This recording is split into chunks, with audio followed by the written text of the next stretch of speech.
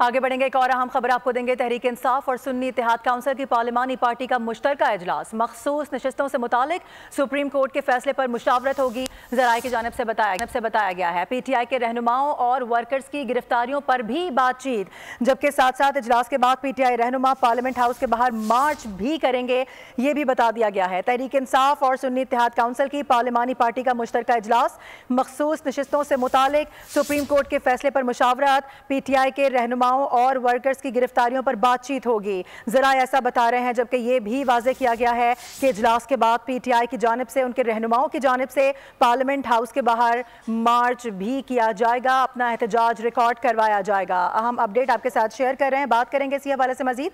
मोहम्मद आलिजा हमें ज्वाइन कर रहे हैं। आलिजा, बताएगा इस इजलास से मुतालिक मजीद क्या बातें सामने आ सकी हैं?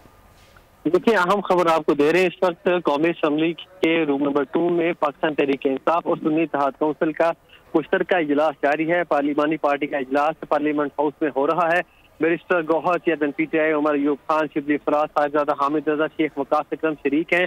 इनके अलावा अली मोहम्मद खान, आतिफ खान, शानदाना गुलजार, ओन अब्बास बप्पी, मोहसिन नजीर, फैसल सलीम, हुमायूं मोहम्मद की भी शिरकत है। इजलास में मखसूस नशिस्तों के हवाले से सुप्रीम कोर्ट के फैसले पर मुशावरत की जाएगी, ये जराये का कहना है। इजलास में